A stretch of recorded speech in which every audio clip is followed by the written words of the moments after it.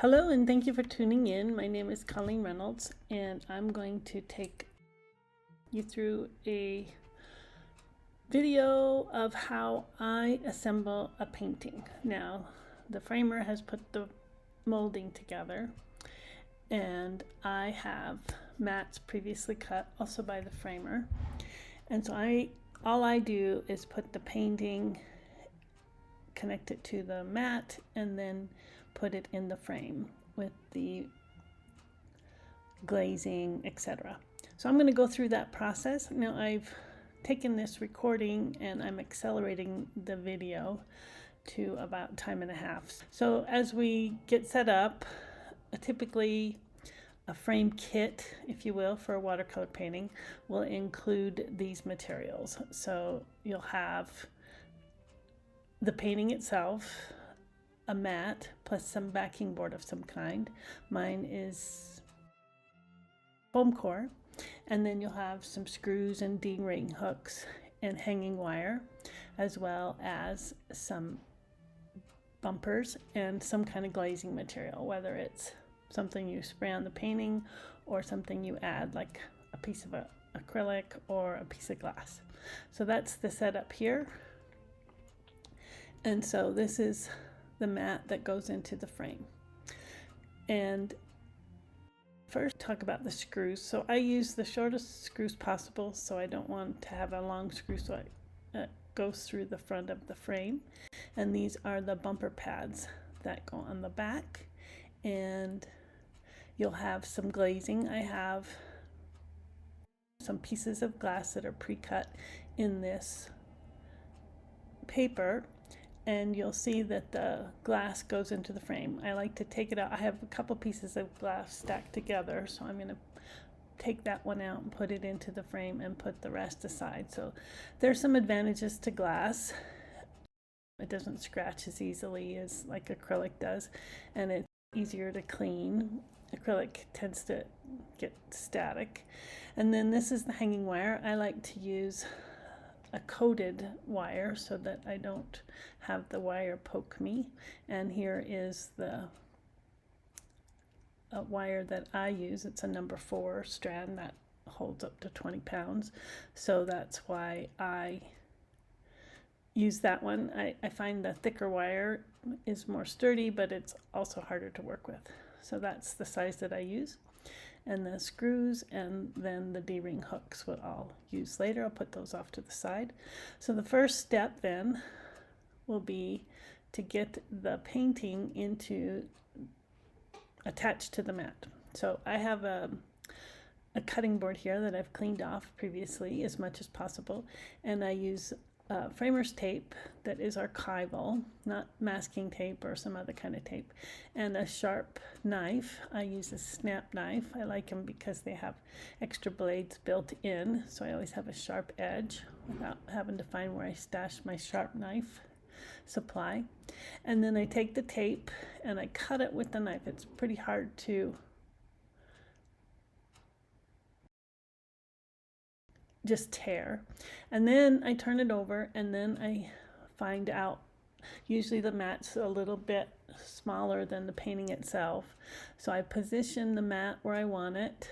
Maybe I want to get the left side more, the top more, there's usually something along the edge that I'm really frustrated with that I have to cut off.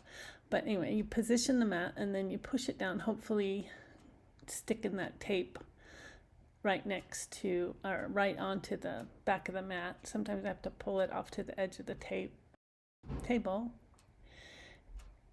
in order to get it to stick. And then I use this tool, which is a sweeper that I keep pretty pristine. I don't put it anywhere else, just to get the debris off. And then I also use a kneaded eraser if there's little pieces that I want to pick up off, and then I turn it over and I make sure I have a really good seal across the top. In watercolor, we typically don't need to tape all around. We want the watercolor to be able to breathe. Okay, so that's I put that aside, and now I'm going to work with the glass. So I'm carefully putting the glass. I don't like to handle the glass. It's easy to get cut by glass. If I can get through a framing episode without cutting my fingers. I can count myself lucky.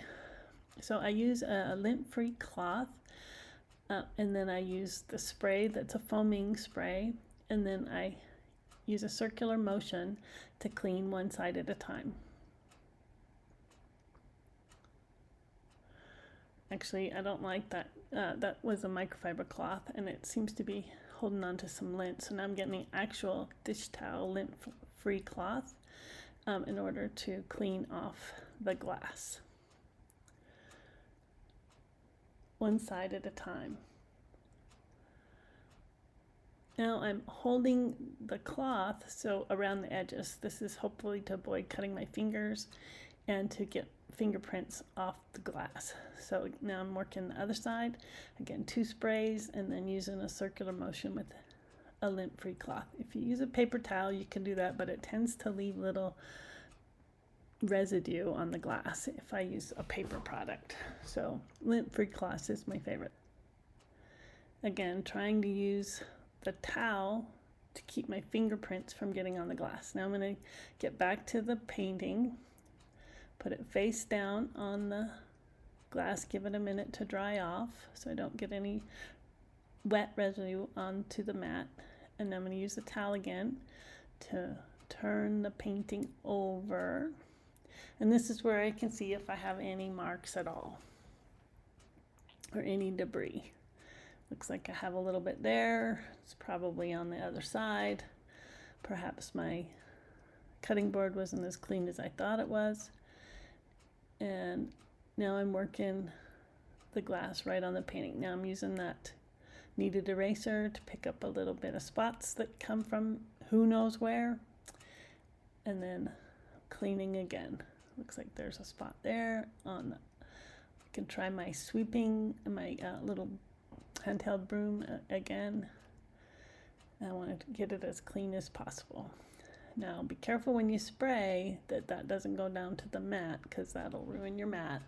But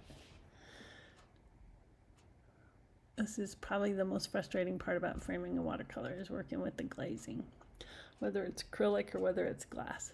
Now it looks like I do have some residue on the other side. Using that eraser again to pick up a piece of debris.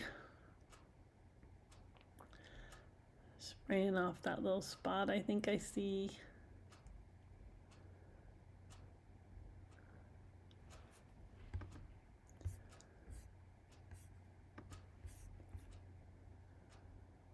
And now it's time to put the painting into the molding. So the first thing I do is make sure the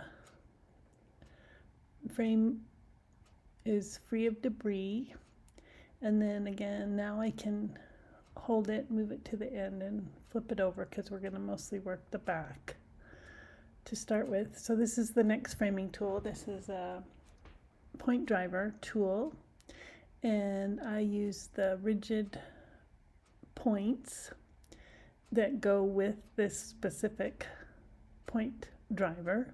Mine's a Logan brand F500 series, I believe. And the points go into there, and you lock it down. It's much like a staple gun, and you can adjust the tension at the back with that knob. And these are the points I use, the rigid points. Every driver has its own points, so you have to make sure you get the right points for the right driver. And then you just point it toward the edge. I like to hold the edge of the molding when I put, so the corners don't come apart.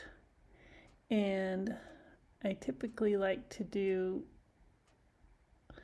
just a few at the start, and then I look again to make sure that I'm free of debris, because sometimes when you drive those in, it knocks loose some stuff on the frame.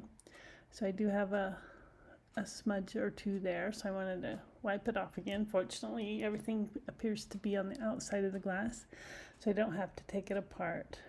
But I check before I waste a whole bunch of points, because it's hard to reuse them, or you can't reuse them. You have to throw them away if you take them out. So I don't do all of them at once. And now I do each side. I like to really put a point right in the corner, so it holds that steady. You see how that separated a little bit. On the longer side, I tend to put 4. On the shorter side, I tend to put 3, 1 in each corner and then 1 in the middle. This is a relatively small frame setup. And now it's nice and stiff and it won't shake around inside its frame. Once again, checking before I put the backing board on to make sure I don't have any debris that fell out while I was pounding on the frame from the back. Okay, then we go back to the back side, and now we're going to pick up any debris, loose debris, with our kneaded eraser, because that'll eventually get down inside there, so we want to make sure everything's clean. And now we're going to put our dust cover paper on. So a lot of people use different kinds of paper, but I just use standard, fairly lightweight butcher block paper. I have it on a roll to my side. And you need a piece of paper that'll fit the frame. Obviously, I like to overlap it a little bit. Check that ink. Nope, that's not big enough, so I'll have to go with the long side there. And sometimes you'll have a piece of paper that has 2 straight edges, but now I'm going to bring out my tape tool, and it takes ATG tape. I can never remember what ATG stands for. It comes in rolls and it shows you how to feed it through the handle. And this is a really indispensable tool. I use it for a lot of things, not just with framing. And then you fill it up. It's kind of like glue, and you just run it across the side. And be careful not to get too close to the outside edge, because when you put your paper over, you don't want that glue to be outside of the paper edge. So I put it closer to the inside edge of the frame rather than the outside edge of the frame. And sometimes it's hard to line it up, but you just have to kind of watch. And then I'm right-handed, so I keep turning my painting so that it's efficient for me to do it with the right hand. So you need the tape and the tool to do this. See how that little bit of glue got too far over the edge, so I want to push that back in so it really turns into more like a glue than tape. Now I'm going to line up the paper, and this can be a little tricky. I do have 2 sharp, even manufactured edges, so I'm going to put that into the corner so I have less cutting to do. And then I'm going to line it up. See how it sticks on you, so you want to be careful about not. If you do it quickly, you can lift it up again. Okay, and then just press it down all around onto the glue. And now I'm going to cut off the excess. So framers will have a really easy way to do this, but I'm not a framer and I'm not as proficient, so I use a metal ruler. I'm going to use this smaller one because it'll fit onto this camera here. And I crease the paper so I can see where the edge of the frame is, and then I get my very sharp snap knife again. And now I'm going to hold the blade against the edge, and then I move my brace hand down and try not to do what I just did, which is fall off the edge. Okay, then make sure you get it all the way done. And now I cut off the excess with my sharp knife so it's not flapping around on me. And I turn the painting so that it's efficient for my right-handed self. Again, crease the paper along the edge so I can see the edge. And then get the sharp knife again.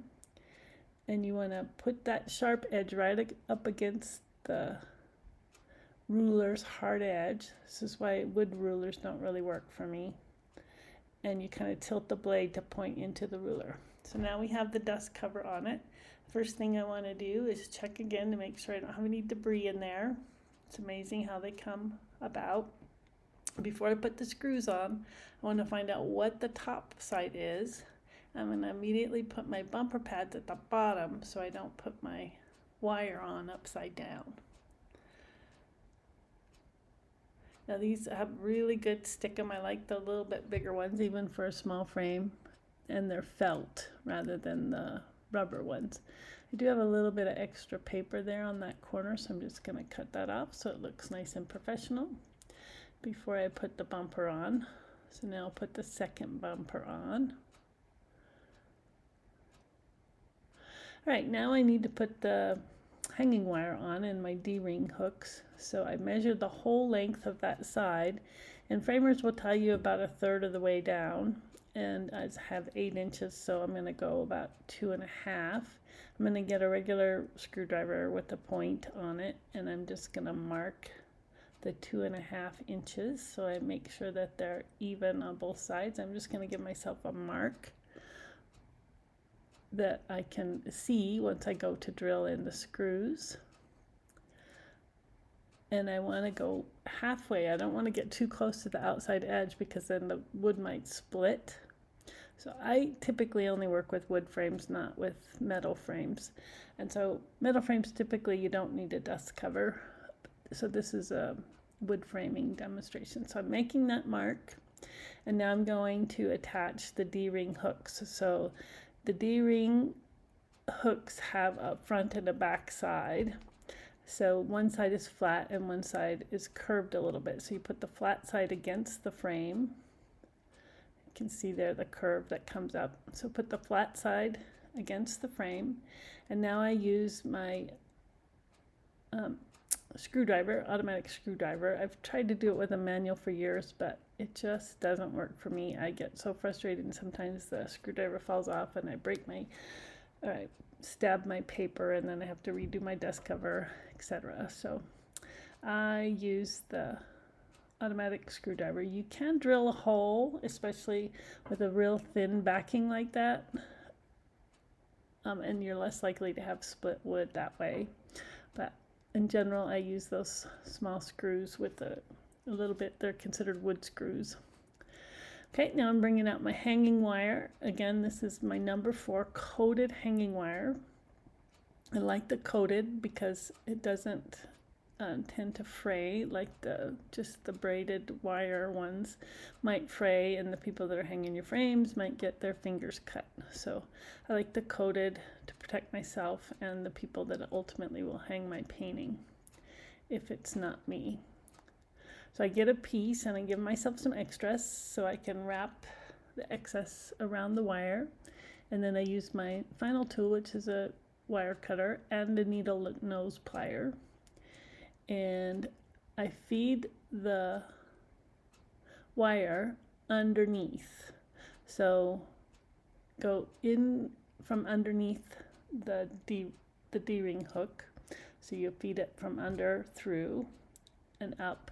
And now you want to wrap the wire under. You want a good knot on the end. So put the end underneath the wire that goes across, and then now we're going to go put the point down through the hole,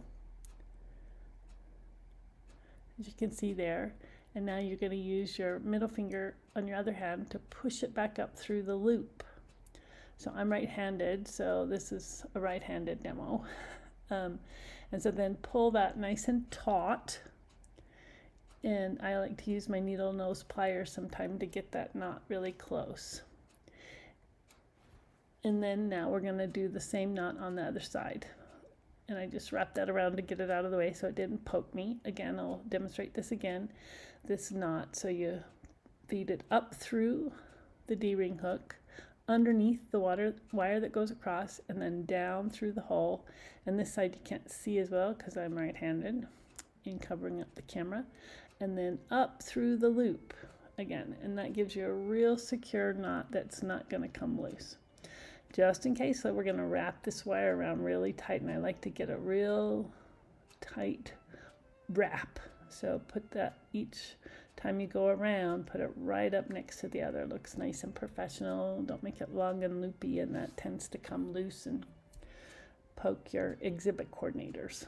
So again, get it nice and wrap all the way to the beginning. You can cut off a little bit of the excess, but I just keep wrapping it. And then at the very end, I squeeze the end into the wire. I point the end down into the painting and then squeeze it together, both pieces together, to eliminate the probability of somebody getting poked when they're hanging the painting. Again, do the same thing on the other side, and now we have a painting that's essentially ready to be hung. And I usually put a certificate of authenticity on all my original work, signed and dated, and with the title. And then I use my double-sided tape, and it's Dispenser again, to center that certificate on the back. And my certificate's whole process is usually laminated on both sides so that it will not get damaged if it's just paper. And then oftentimes we will have labels that we have to put on, and I don't like to put them on the back and mess up my dust cover, because I put a lot of time and effort into that dust cover. So I wrap them around the hanging wire, use my double-sided tape dispenser to secure the two ends together. And there you have a finished framing job that I've assembled myself. The framer did the cuts and I did the painting assembly.